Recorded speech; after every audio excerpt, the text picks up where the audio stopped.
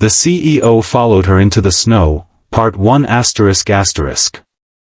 Snow was falling hard when the city grew quiet, too quiet for a Friday night. Inside the towering black iron gates of an upscale neighborhood, the world looked untouched, as if the storm had blown everyone indoors. But in that strange, hollow silence stood a little girl no older than 4, shivering in a faded coat, gripping a backpack that looked heavier than she was.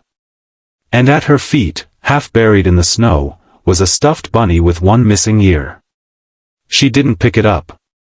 She didn't even look at it. She just stared ahead, wide-eyed, waiting for someone she believed would return. But the street stayed empty. That was when a man in a dark overcoat, sharp suit beneath it, and frost clinging to his hair approached, his polished shoes crunching in the snow. He stopped, knelt down, and touched her tiny shoulder gently. She lifted her watery eyes to him and whispered words that pierced the night colder than the wind itself. "Sir, my mom didn't come home last night." And in that moment, everything changed. Belle, if you believe kindness still exists in this world, if you believe everyone deserves a second chance, then please like, comment, share, and subscribe to the channel. Your support helps these stories reach more hearts. The man was Ethan Hale, one of the youngest CEOs in New York, known for his sharp business instincts, ruthless decisions, and reputation for never wasting time on anything emotional. But life has a strange way of placing the right people in the right moments, and tonight, Ethan Hale's world was about to shift in a direction he never expected. The little girl's cheeks were bright red from the cold, and snowflakes clung to her blonde curls like tiny crystals. Her eyes carried a depth of exhaustion that didn't belong on a child's face.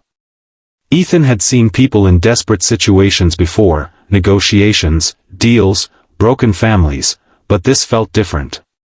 This felt personal in a way he couldn't explain. He steadied his breath, noticing her hands shaking violently. The storm was getting worse. She had clearly been out in the cold too long. His instincts told him to call security, or the police, or anyone who handled these situations better than a corporate executive who'd never held a child in his life.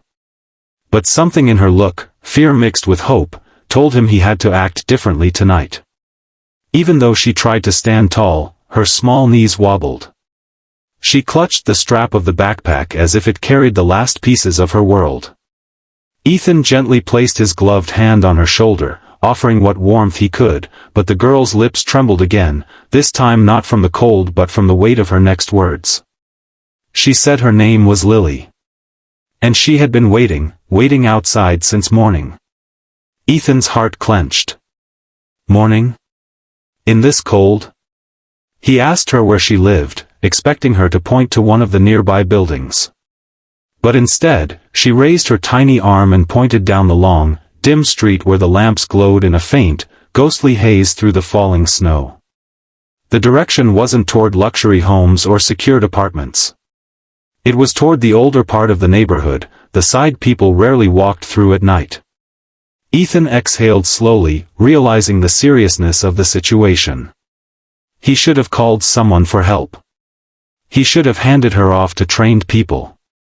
And yet, his feet refused to move in that direction. They only moved toward her. The snow thickened as he guided her gently through the gate, stepping out into the street beside her.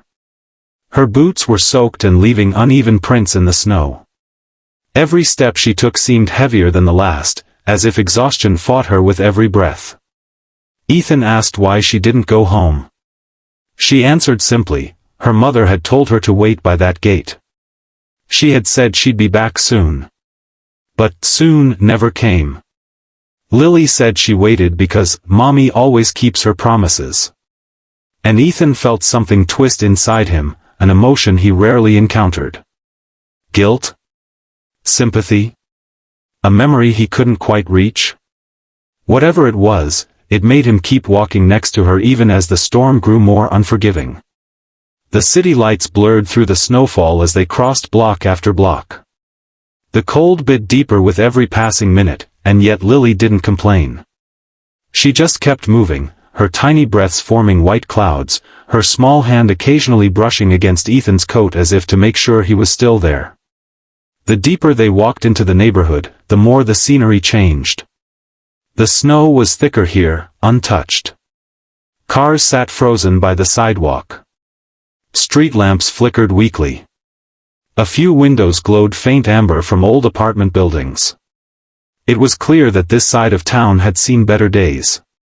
Finally, Lily slowed down at the edge of a rundown complex. The sign above the entrance hung crooked, half covered in ice, its letters peeling from years of neglect. She stepped toward the narrow hallway inside, but Ethan instinctively stopped her, seeing something she didn't: the darkness, the danger, the way the back door was cracked open as if someone had forced it earlier. He crouched down again and examined her carefully. Her eyelashes were coated in frost, her coat was damp, and her small hands were stiff from cold. He realized she might collapse before they found her mother at all. He suggested they go inside the building lobby first to warm up, but Lily shook her head quickly, panic rising in her eyes. She insisted she needed to show him something in their apartment. Something important. Her voice was fragile, trembling, but there was urgency in her plea. Ethan knew he couldn't ignore it. So, against every instinct telling him to avoid dark buildings in bad neighborhoods during a snowstorm, he followed her through the dim corridor. The sound of dripping pipes echoed around them. The lights flickered weakly overhead. Somewhere in the distance, a dog barked. The air smelled of cold concrete and old paint. Lily climbed the stairs slowly, each step deliberate. Ethan stayed close behind, worried she might fall. She led him to the third floor, to a narrow hallway where each door looked nearly identical. But she stopped at the last one, apartment 3F. The hallway was drafty, and the door stood slightly ajar. Ethan felt tension spike in his chest. Something wasn't right.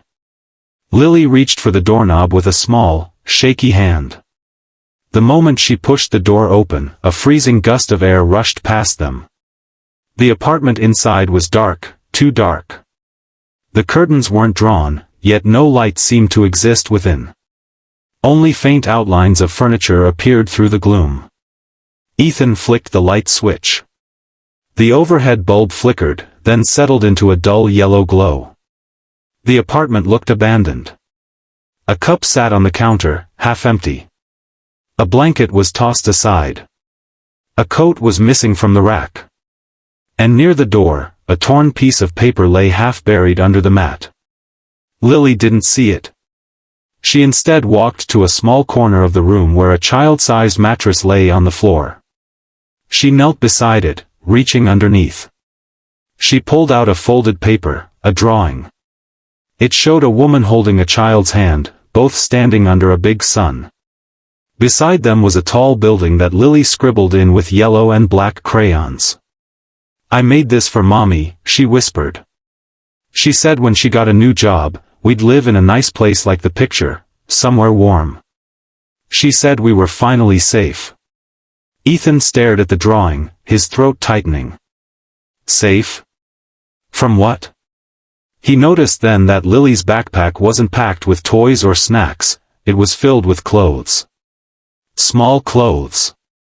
Essentials. As if her mother had prepared her for running, not living. Something was terribly wrong. He searched the apartment more carefully. The place wasn't trashed, but certain things were missing: documents, shoes, phone charger, things someone would take if they left in a hurry. But there were no signs of struggle, no damage, nothing that screamed violence. Just absence. Absence that felt heavy. Then Ethan returned to the doorway and picked up the torn paper. It looked like part of a note, rushed handwriting, shaky lines. Only a fragment was readable. "If anything happens, take care of her. I never wanted this to reach you." A cold realization crept through Ethan's body. Whoever Lily's mother was, she had been terrified of something. Terrified enough to leave a message to someone. Someone important enough that she believed they could protect her daughter.